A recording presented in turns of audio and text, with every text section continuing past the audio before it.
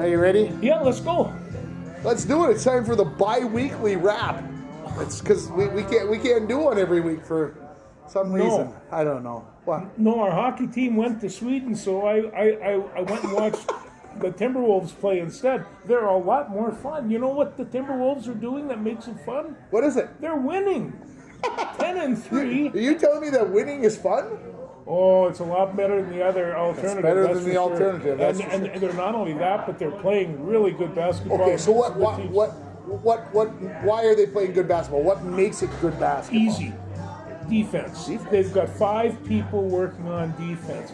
The other night, I'm watching Karl Anthony Towns post up, or a guy posted up on him, and he just drilled him with his chest and bang. They don't call nothing in that league, if you notice, about posting up and setting up for it. And he backed into him again, and Towns drilled him again. And I says,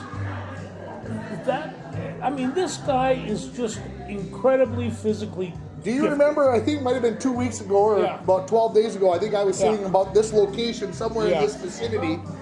And I think I speculated on whether Karl Anthony Towns needed to be traded. No, he doesn't need to be traded. I think he heard me. He might have. I don't know. Because since then, he has been playing out of his mind. Fire.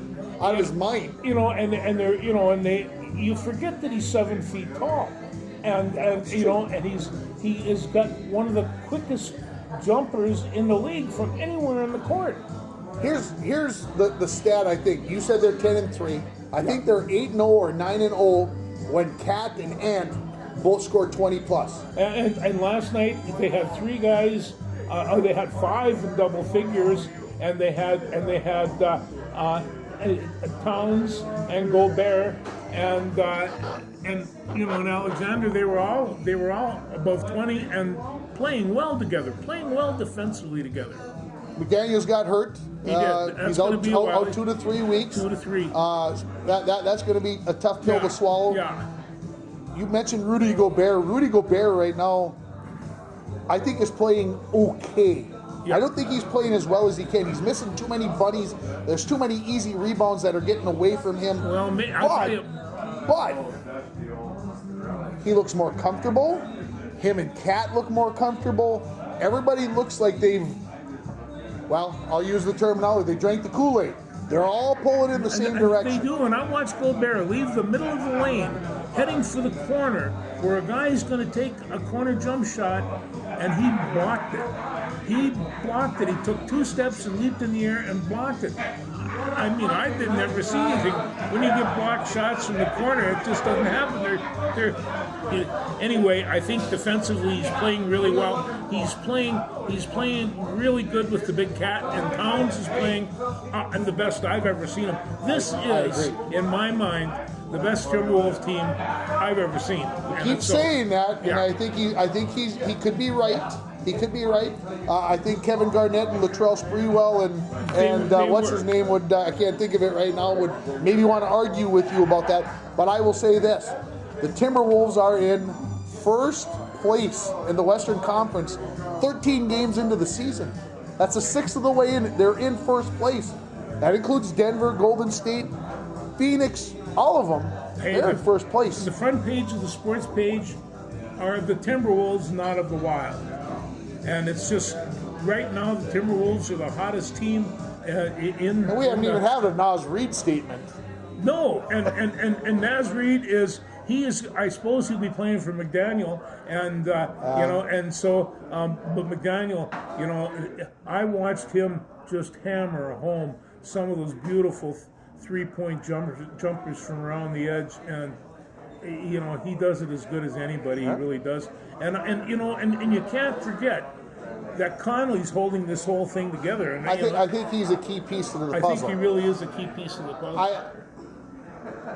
I don't have enough data, enough proof for this statement, but I would love to see the point differential versus the other team when Conley's on the floor versus when he's not on the floor. I gotta believe that it's significant. You know, obviously, I think the Timberwolves with a 10-3 record would be a far more positive when he's on the floor. But I would be interested to see when he's not on the floor if they are even or maybe even in the negative. Well, we talk about those other 4 guys as having extreme talent, and they do. They have unreal talent. Conley's got to drive that truck. And he Keep does a everybody very good job. happy. Keep everybody happy. He winds up getting his 10 points, his 6 or 7 assists. And the other thing that I noticed about Conley, he's the point guard, right? Yeah. He's the point guard. He doesn't have to bring the ball up. No. He's not a James Harden or an Allen Iverson where it's like, hey, give me the ball. I'm the point guard. You guys go. I'll bring the ball up the floor. Hey, if Anthony Edwards wants to bring the ball up the floor, bring the ball up the floor. Edwards a perfectly good. He's a 2 guard. I mean, Yeah. The shooting guard. But and Mike Conley's a veteran. He's checked his ego at the door. He has, and right now he's leading. He is the team leader on the floor out there, and Towns is creeping up on that. I don't know, but they're playing so well together. I just don't want to jiggle any cards. You guys have all great egos and. You want to give Coach any credit for pulling it all together? I think that last year we wanted to, say goodbye to Mr. Finch, but yeah, you have to pull it together, and his staff. A head coach is the tip of the iceberg. It's that staff that does the work and sets up those defenses. So would you like to transition from pro to college basketball? I watched. It's really different, isn't it? The pro basketball people, they can jump and shoot and run so well. They're all fast. They can all shoot. Everybody can handle the ball. They're all incredible athletes. They run a front line that's 6'10", 6'11", maybe 7 foot and a 7'2", maybe 7'4". These are big people in there, and there's a whole lot of difference. Did you watch the Gophers last night? I did. I did not. Yeah. I made a conscious choice. Yeah. I don't want to watch bad basketball. No. I want to watch basketball, but I don't want to watch bad basketball. Well, but they apparently did some good things last night. They did do some good things, and it ended a lot better than the Missouri game. But there should be a difference between Arkansas, Pine Bluff, and Missouri. I hope, but that loss to Missouri is that's going to haunt this team. It is, and a lot of Gopher teams have haunting games. I hope that it haunts them in a good way, though. You know what I mean? That Coach Johnson can go back and say, guys, you want to go through Missouri again? No. Or did he say misery again? Anyway. Garcia is ready to break loose. Okay. And a couple of the rest of those guys, Joseph's ready to break loose. These guys are good athletes, but they're still very young. And so what do they have? They got a couple of young freshmen, including one true freshman that's coming in, and they can all shoot. So they get in there and get their moment of glory, and but they got to learn how to play defense and how to run the court, because in the Big Ten it's essential, as Tennessee found out from Purdue the other night. And I hear Kansas lost to Marquette. And Kansas lost to Marquette. Yeah. So that's why you got to wait every 15 minutes to get the ratings on these teams, because it does change. Yeah, obviously the Maui Invitational going on. That's always it's always a Thanksgiving week tradition, right? Yeah. The Battle for Atlantis is going on. All kinds of stuff going on, college basketball wise. It is, and they were talking about a lot of people from Minneapolis going to Las Vegas to catch this tournament thing. Okay. And I don't know, I guess anybody for good competition. To me, college basketball is great. I love it. Yeah. Don't get me wrong, but college basketball, I can't watch it before college football is over. No, right now I'm not enthused about it either. I went home for lunch this afternoon. I flipped on the TV while I sat down to have my sandwich, and they had basketball on, North Carolina versus Northern Iowa. They're playing all the time. So I watched it for 5 minutes. Yeah, it was okay, but it's still college football season. So growing up, I had the game of the week. The game of the week. No, I went through. That was always had Notre Dame in it, right? That might have been another game on Channel 6. They had that for sure. But anyway, the Timberwolves are going to play the 76ers tonight, and this is going to be a pretty good game. These are all telling games because all these are pretty good teams. Philly's the top team in the East, right? Last time I checked, they were the top team. They were the top team, and everybody knew that coming in. But they're got They got. I just thought I saw a familiar face in the window, and it is him. No, it's our number one fan. Number one fan. I give him a call. Oh, you did.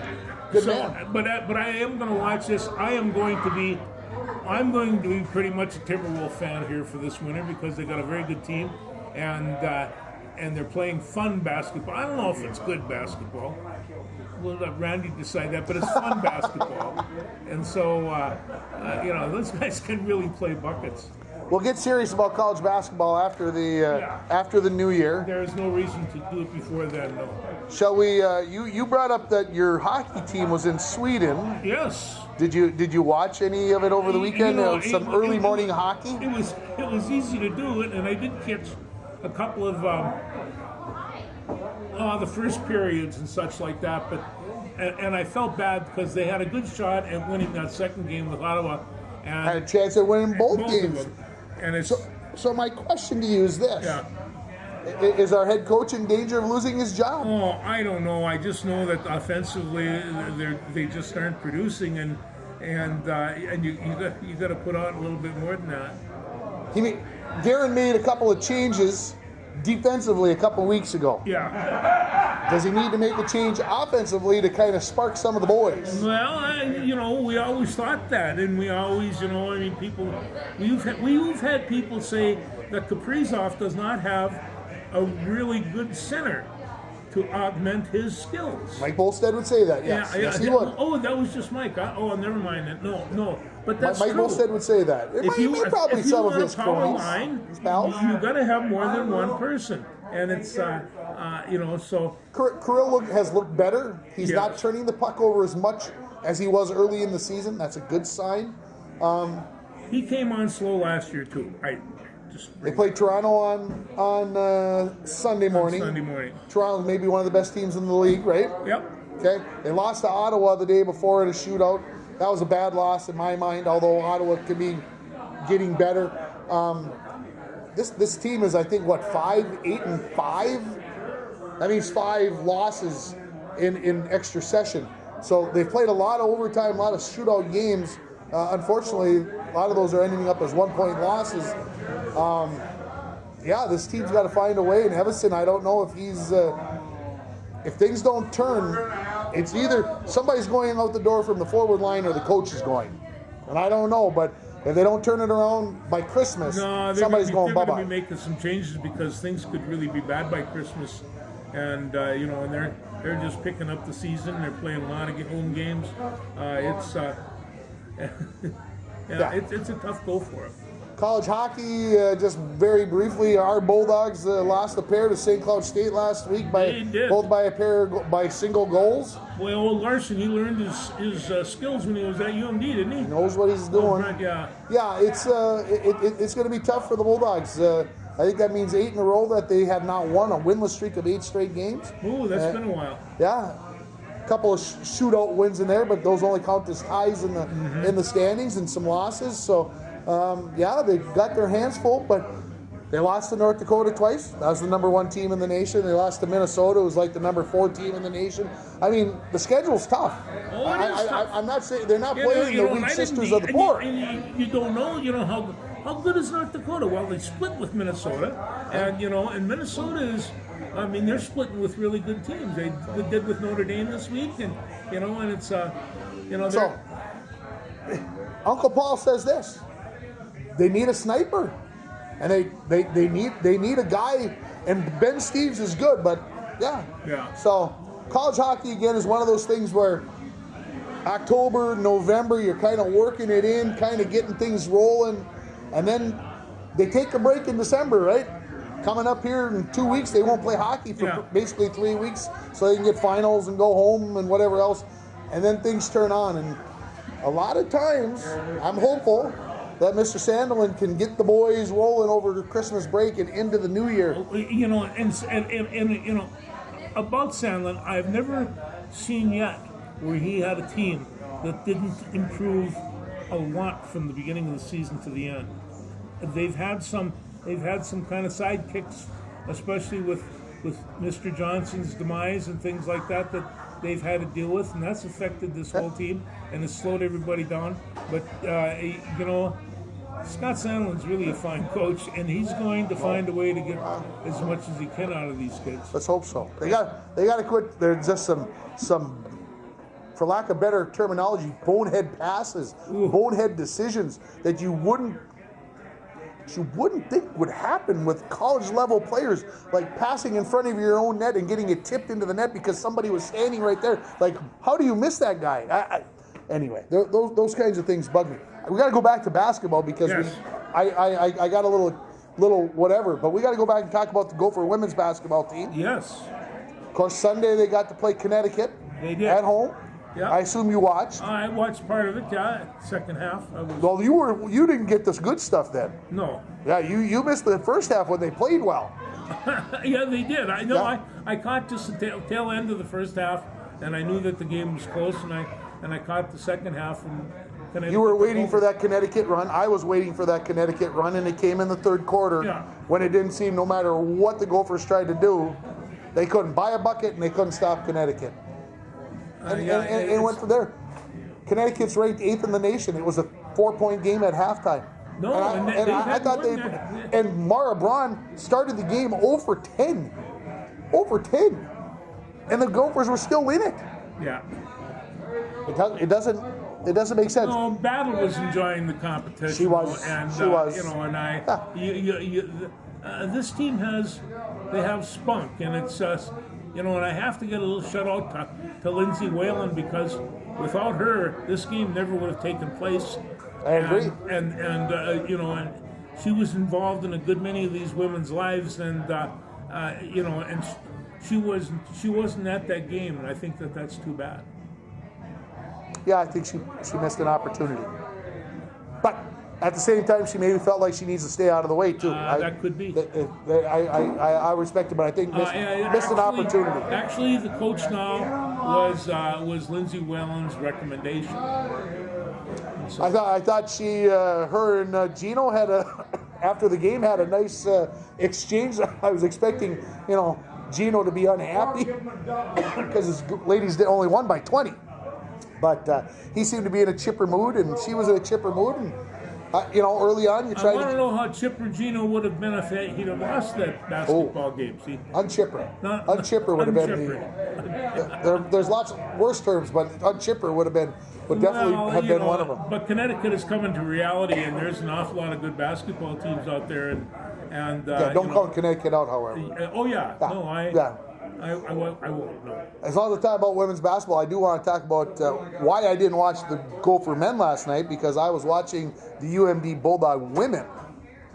They were playing Mankato last night, and you might recall that Mankato and UMD had some hellacious ball games last year. They did. Very, very close games, and Minnesota ended up beating Mankato in the regional to go to the NCAA tournament. It was a tie ball game at half. And then the Bulldogs pulled away at the end of the third quarter and won by about 11. So the Bulldog women are for real because Mankato's for real. So this is a team to watch, and I'm hoping to get down and watch them play. Mankato and Bemidji and UMD and St. Cloud and some of these are premier sports programs, and they do real well. And it's not just them. I mean, some of the Division III schools, they're fantastic. And so it's that time of year where all these sports get to be real exciting, and it's last weekend of NCAA Division I volleyball this weekend. Yes. Gophers look like maybe they've gone over the hump, and things are getting easier. They're playing better volleyball. They are, and hopefully they can get themselves a berth. In there was a NCAA. lot of moans coming out of my living room over the course of this year, but They do get number 1 Nebraska this weekend Yes. at home. yeah. Now, an upset over number 1 Nebraska would go a long way to assuring them that they make the tournament. 3-0. I'd be impressed. I'll take 3 and 2. Just get the win, baby. There's some really great athletes playing this volleyball game, and Minnesota has some, Nebraska has some. The Big Ten are just full. You won't believe the athleticism of these women. I'm amazed every time I watch it. It's good stuff to watch. It's entertaining. UMD women's volleyball makes the NCAA tournament. Not maybe one of their best squads, but hey, we'll see what happens. That tournament starts next Thursday after Thanksgiving. So, okay, so we got volleyball, Yeah. basketball, we got hockey out of the way. I suppose we should talk a little football. Let's talk a little football. You'll be heading down to The Prep Bowl? the Prep Bowl. You're going down Friday? Yes, So you're sir. going down Friday and Saturday. I just wanted to talk just a little bit about, because I've got friends of mine, as you know, that are involved in the Chanhassen program, and Chanhassen is going to play St. Thomas Academy. They're lucky to be there, by the way. Okay, I got that out of my system. Who, Chanhassen? Chanhassen's dang lucky to be there. No, are you kidding? They've been lucky that way. They have won more one-score games than anybody in the world. So you're trying to tell me that they've sold their soul to the devil? They Because they're might going to be watching this, so I might as well stir the pot. That could well be. I've been to that valley. No, the Storm's an excellent program, and they have, they put great facilities and great parental supports. They have a coaching staff. Well, you have to have a bus, not a van will cover it. So they really got a great program. They're fun to watch. But 54-46, they beat Andover in overtime Yeah. last week in the state semifinals. now today, Maxwell Woods, their number one running back, was Sure. named Metro Player of the Player year? of the Year. Wow. And and he's going to play against Savion Hunter from St. Thomas on Saturday, and he was like in the top group of these guys. Like Hunter has run 12 straight games of 100 yards or more. Not too bad. No. So he's and put up some incredible numbers. So these just a scooter. So these kids are going to be fun to watch. So 4:00 on Saturday, I'm going to be hooked up. 4 o'clock on Saturday for the 5A championship. Of course, 7 o'clock on Friday night is the 6A championship. Edina, who took down Eden Prairie, the 11-time state champion. Good stuff there. Good stuff. Edina absolutely shut down Eden Prairie defensively. Yeah. Exciting stuff there. A lot of 11-0 records going into this tournament. Crazy. And it's St. Thomas has lost a couple. I think 10-2. I think 10-2 is St. Thomas. Yeah. St. Thomas, and almost all the rest of the schools they're undefeated. It's the way it works at this time of the year. Yeah. Those Yeah. good teams coming through there. Yeah, I'm excited to watch a lot of it. I had a chance to watch 3 games, part of 2 and 2 full games on Friday. Kind of got the appetite wet for this weekend, and again looking forward to 7 championship games over 2 days. Bring on the football and the bad food and the soda pop. Oh yeah, I know. And a sore rump from sitting all day watching football. I'm looking forward to it like I can't believe. So, let's talk about your Gopher football team. I guess we have to go there. Well, I don't want to talk about last week. No. Because last week, hey, anybody we'll who talk about thought that they were going to beat Ohio State and was upset that they lost 37-3 should be. I was more concerned about the Purdue game than I was Ohio State. And I'll tell you, and we can talk about you Ohio explain State to me how Ohio State, one of the best teams in the nation, only scores 37, and Purdue scores 49. That's what concerns me. And Oh, they kind what? of just folded up like an old suit. They did kind of like that with Illinois. They kind of did that. They did the same thing with Northwestern. And so you defensively. So are you trying to say maybe Ohio State was nice to us? No, I'm just saying that defensively we're a lot more into the struggle than our offense, and it's and our offense at times plays well. We've got 2 or 3 running backs. We never even knew their names at the beginning of the year. One of them wasn't even a running back. Away from our running back. He was a D guy. Yeah, he was on defense. Him and his brother Newman. And, Okay. So let's talk about the Axe, because obviously. Okay, let's talk about the Axe. And I'll tell you, this is one of the things where they should beat Wisconsin. Should. And they got to, there's no reason for them not to bring that Axe, to keep the Axe. I agree. I agree. Are they going to show up and do that though? Of that, I'm not sure. We'll see if if their defense is intact and how many injuries they have.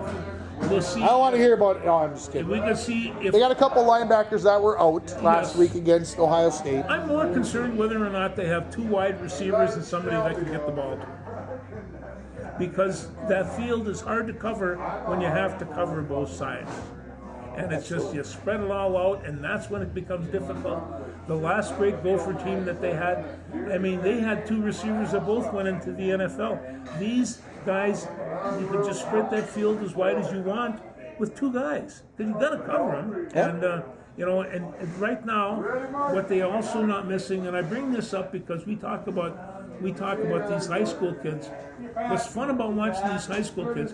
Every time they touch the ball, they have an opportunity to change the game. Every time, and that's kind of the sign we've seen that in a lot of great athletes. Like, I mean, there's just a lot of. First thing, what are you going to say? O.J. Simpson, yes, O.J. was one, and it's just these guys just have Gale Sayers from my time, and the ones that are just around now. There's a bunch of them, and nobody uses them. They want wide receivers instead, and so you got these. Geez, what did the Vikings do? They went over and found Akers, and he wasn't work. Well, when they looked and they said, well, we got this Ty Chandler guy just sitting around not doing anything. And I knew at the beginning of the year they were going to need his skills. I give him his props, folks. Yeah, and it's just and there he is doing this. So there's some great athletes out there that know how to play the game. It's a matter of hooking them up, giving them the opportunity. Joshua Dobbs. Well, we'll get to that in a second. Yeah. I'm going to finish the Gophers thought for. Okay, are they going to win? Yes. You said you hoped they were going to win. Well, are they going to win? What's the prediction? Yes. Yes. I can't lay down on them now. They have. Does that make them bowl eligible? Oh God, I'm not sure. Okay, let's just say that they happen to lose, which I don't think they will either. At 5-7, are they worthy of going to a bowl game? I think they should chop half those bowl games and end them. And Randy says no. Randy says not. No. Let somebody else go. Should we let James Madison go? Well, Appalachian State says no. Appalachian State says heck with that. Yeah. You guys don't want to acknowledge that we're even around? As long as we're going to get into that college football thing, the college game day was at James Madison last year. They last week they were proclaiming James Madison, founding fathers, wrote the Constitution. That has got nothing to do. He wouldn't know in a football game if he'd seen one. And so they're sitting around. That's why they should go play in a bowl game, because some guy named James Madison wrote all this stuff down. Because they brought 26,000 people to the game day, the biggest crowd ever at the game day. Yeah, and it was fun to watch, and I just thought, it was. You are talking up Appalachian State, and I know Appalachian State. I've been watching them for years. They're really good. Pontoon Tom. Tom, listen to the blues, man. So, 26-23, James Madison loses in overtime to Appalachian State last year to end the Cinderella run, and they've I haven't heard one thing since. I did get a notification yesterday that they have withdrawn their appeal to try to play in a bowl game this year. And look, you were AA, you were FCS, now you want to be FBS, you got to wait your turn. Just like everybody else had to wait their turn. So I don't know, just because you're 11-0 doesn't mean you're all of a sudden you get special treatment. Besides, they're in that same division as South Dakota State and some of the rest of these people that beat them. And so you want to run with the big dogs, you got to beat the dogs, but a lot of big schools have run into Appalachian State thinking they're got a freebie here. They get no freebie there. All right, let's talk the big dogs, and then we'll work our way down to Division 2, 3, and all the rest of that stuff. Yes. Number one team in the nation. Who is it in your mind? If you were on the CFP board or whatever it's called, who's number one? Still got to be Georgia. Go with Georgia. Georgia's number one because they haven't been beaten, right? They haven't been beaten. Says okay. When was the last time they were beaten? 2021 or something like that. A long time ago. Yeah. When we still had when I still had a lot more hair. Yeah. What? Okay, who's the second best team? Who's the second best team? Well, that's going to be determined this weekend. Oh, you're going to play that? No, that's okay. But I think it's Ohio State. Okay, I agree with you. Yeah, and I no matter what's happening in Michigan, because that defense at Michigan is incredible. One of the best I've seen. So your prediction is that Ohio State's going to beat Michigan on Saturday? I do. They've got this Marvin Harris Harrison, Junior, yeah. Harrison Jr. Yeah. And he's the best football player in the country. You're saying he's the Heisman? He should get. He should be the Heisman. Yeah. Okay, I don't mind that attitude. No. Okay, so Ohio State wins their number 2. So when Michigan loses, Yeah. if that happens, who's number 3? Well, that's difficult to say. I might even have to say. I know where he's going with it. I can feel it. Go ahead, say it. Well, Washington's probably going to have to be number 3. Washington's number 3. And then who's 4? Michigan's in the 3 spot. Yeah. They lose. Do they fall out? Does Oregon come ahead? Florida State? What are you thinking, Hook George? 'em horns. You're Texas. You think Texas is that good? I do. Wow. Okay. I maybe it's just because I don't like Texas, but I don't think they're in the same category as Oregon or Michigan. Just the way I feel about it. I think it's got to be one of those two. Yeah, they one of those two They teams. aren't good enough to beat Alabama. Oh no, wait a minute, they did. No, it's one of those things where Texas is kind of an on and off team, but they've only lost one game and they're playing really good football. But they lost their best running back, just like Florida State lost their quarterback, and that is going to change Florida State. Florida State has no foreseeable future of making it to the 14 playoff. No, I agree. None. I don't care what they do. I don't care what happens with the. I mean, if Georgia loses, they're not out of the top 4. No. Whoever loses Michigan, Ohio State, maybe not be out of the top 4. Washington is in. Florida State is out, and I see no way. No way Florida State cannot get in. Oregon's got a better chance. And that's why I bring up Texas, and it's a toss up between Texas and Oregon, and my friends in Oregon would just go goo goo gaga and make me wear my green shirt with a big O on it. Yeah. And it's Okay. but that could happen. That very well could happen. On the other hand, and I will explain this, at 11 o'clock on Saturday morning, I'm going to have my breakfast all set. I'm going to be Watching the Prep Bowl and have Ohio State on my I'm going to have the Prep Bowl on one side, and I'm going to be watching Michigan, Ohio State the other. I have not missed the Michigan, Ohio State game in a long, long time. And I've rarely watched it because I'm at the Prep Bowl. It's always happened. They always happen at the same time. So, yeah, I hear you. All right, Division 2. We'll skip Division 1, AA, FCS for now because their playoffs are just getting started. And we could just say, why don't we just give the title to South Dakota State and be done with it? Let's just crown them champions right now and let's move on. They are really good. They're really good. I watched them play twice this year, and then I got a replay of them doing their thing with NDSU, and they just chopped them up in little pieces, which is hard to do. We did our blues, your blues hour, not our blue hour, yours blues hour on Saturday night, and we had all the Division 2 and Division 3 results. And in Division 2, there were only 2 upsets. And both of them were in the section of the bracket that has the NSIC teams, Bemidji State being one of them. They're playing at home. I can't believe your grandsons are not forcing you at like gunpoint to not be at Beaver Stadium at Chet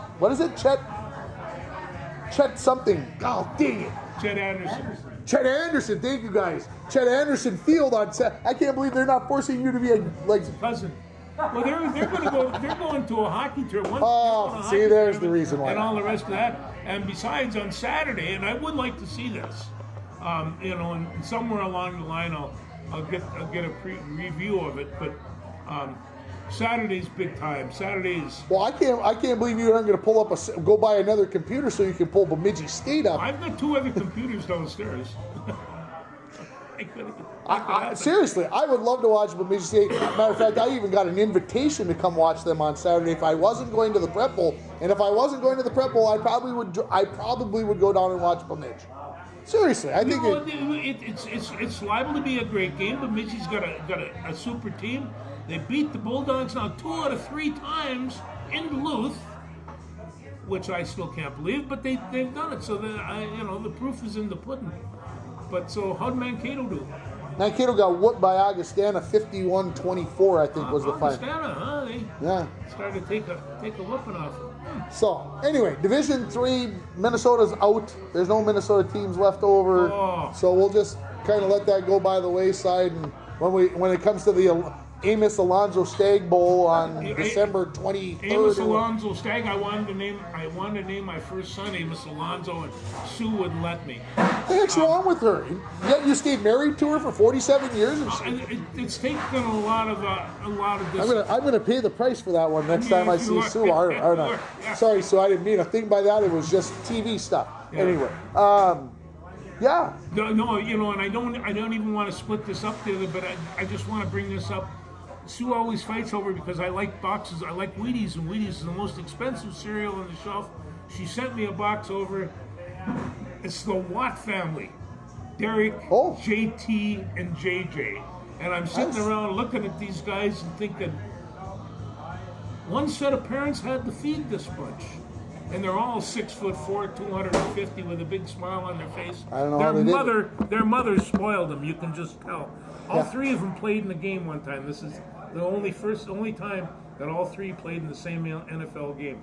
Two of them for Pittsburgh, and Arizona? JJ for Arizona. All right, as long as you brought up pro football, I suppose we got to talk about the Vikings, right? Okay. Are we upset that they lost to the Broncos on Sunday night? No, they were going to lose one of those games. They can't keep the lucky streak going from last year. No, I'm more concerned about running backs, because I don't think Madison is all set to go, and Ty Chapman. Yeah, I watched a little Twitter X commentary. Somebody posted something from the Twin Cities area about how Madison, even though he's gotten better, is a major disappointment and all this other stuff. And I'm like, well, I never really see that. I think you're just trying to be provocative. I think you're just trying to stir the pot like I was a few moments ago. He's gotten better. Has he made some mistakes? Yes. Does every running back make some mistakes? Absolutely. Fumbling the football. The Vikings probably were lucky on Sunday night to be in that game, considering that Denver kicked 5 field goals. I think it says something about our defense being better. Yeah. But at the same time, the fact that Denver didn't score a touchdown in there kind of gave us life in that we were still in there. As an older person, didn't you feel invigorated by watching Anthony Barr play? Yeah. Hey, Yeah. look good. Yeah. Look good. Yeah. These football games, I have to say this: if you're gonna live and die on win or lose, but these football games have really been entertaining. They've been close. They've been tight.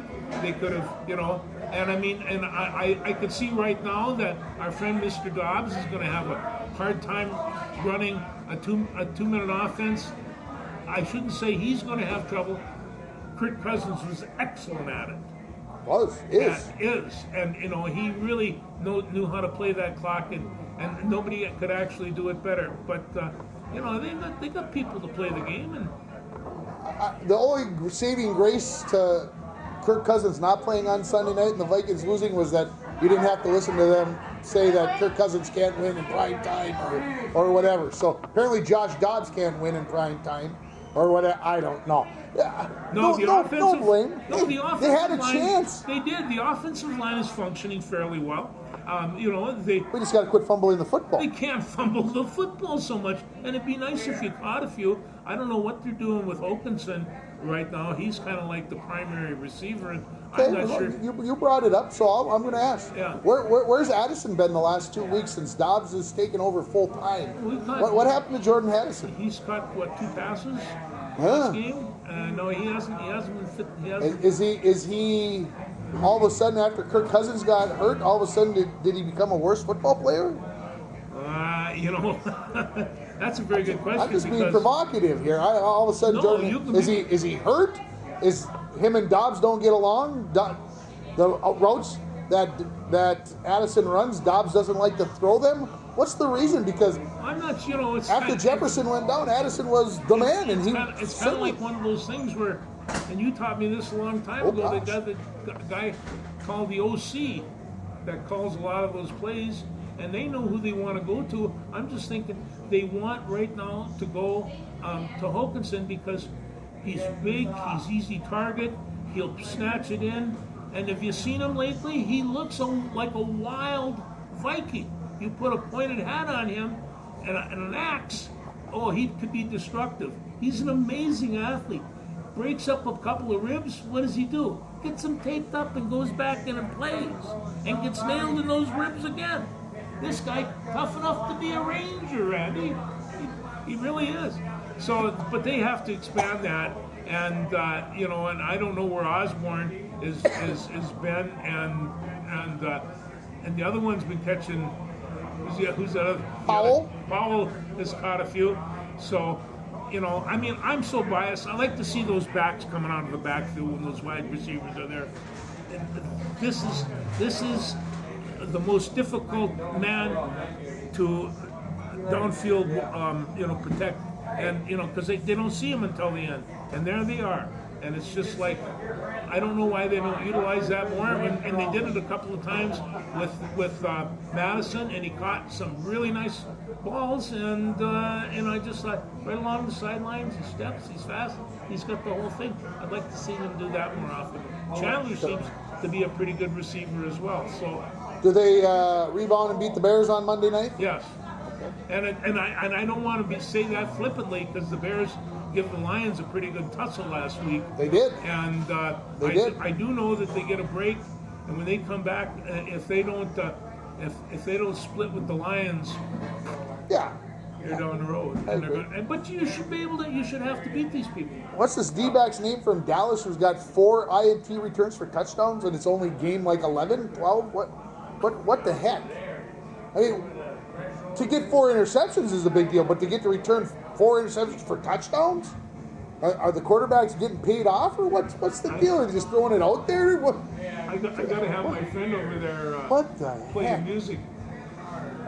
Anyway, anything else pro football that we need to chat but about? I'm wearing my Army shirt on again because they beat Coastal Carolina last week. The Chanticleers? The Chanticleers, and a really tight game, 27-21. That's their 3rd win, and watch out, Navy! You are in trouble. Well, Navy won too, and so they're starting to pick it up a little bit.